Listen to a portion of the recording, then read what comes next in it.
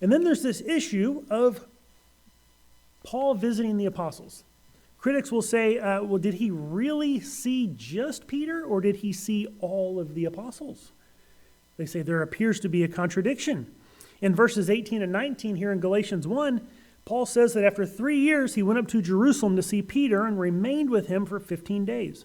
But I saw none of the other apostles except James, the Lord's brother.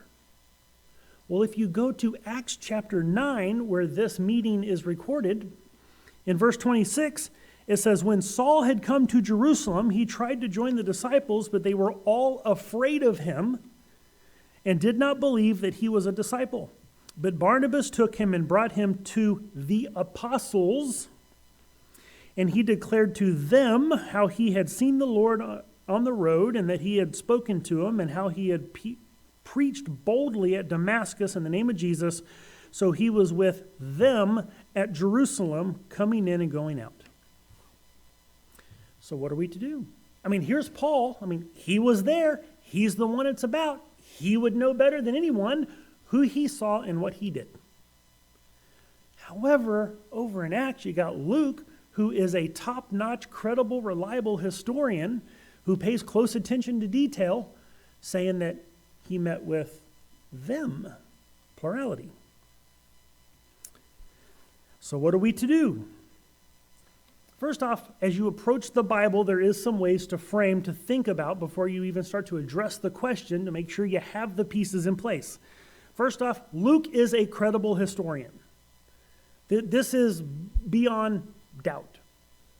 He has been proven over and over and over again, both in the Gospel of Luke and the book of Acts, to pay keen attention to detail and to have his details corroborated and proven over and over and over again by other sources. We know that Paul was there. As far as we know, Paul's credible, and so we have two credible sources saying different things, but we have to go, okay, wait, these are trustworthy, credible, dependable people. Whenever you approach two different works, you have to understand that you have two different works by two different people who are writing for completely different reasons, and therefore it's not surprising there might be some differing details. In Acts, Luke is giving a summary of events that spans years and involves multiple people and places. He didn't include all the details. He's not trying to include all the details. He's just trying to include what is needed to get the point across for what he's trying to explain happened. In Galatians, Paul is giving specific details to make a specific point to the church in Galatia. So the question is, can these things be reconciled? Can you actually have where Paul is saying, I only saw Peter and James, and then you have Luke saying he met with the apostles, plural. And I would say, yes, they can be reconciled. Because there's several things, and one explanation I've heard is that, if you look in Acts chapter 9, are all the apostles even in Jerusalem?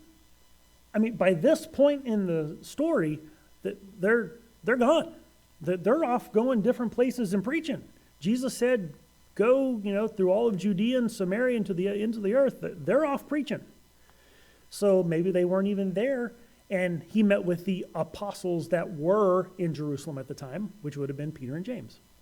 Okay, I mean, that's a possible explanation. Could be true. I don't particularly tend towards that one. I think there's an easier explanation. If Paul spent significant time with Peter and James, it bears validity that those are the ones he's going to mention. How many times have you been somewhere where there were other people around, maybe even a group of people, but your attention, your time, your focus was with someone else, and that's the only person you mention? So if someone were to ask me, hey, how was church? And I spent most of my time this morning talking with Greg and Jake, and I say, yeah, well, went there, Sunday morning, went to church, saw Greg and Jake. Does that mean I didn't see the rest of y'all?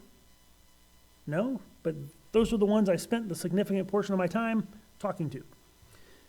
We use this word the same way all the time. That actually fits with the Greek. The Greek word horao means to see, perceive, or attend to, and it is also commonly used in a metaphoric sense, Doesn't mean that there weren't necessarily other apostles there, but they're coming and going. They're out preaching. They're doing whatever. Even says, it even mentions they were kind of uneasy about Paul because of maybe him being a persecutor. So maybe they weren't spending time with him, but Peter and James did. And so that's who he mentions. Linguistically is a figure of speech that is perfectly acceptable. And so there is no need to imagine a contradiction being there. That in Galatians, Paul's not saying there were no other apostles there and I didn't even lay eyes on them. No, he's saying that he spent time with Peter and James and no one else. Might they have come and gone? Might there have been a meal here or there? Yeah, but for 2 weeks he focused and spent time with Peter and James. And that is perfectly reasonable and rational explanation for the two passages.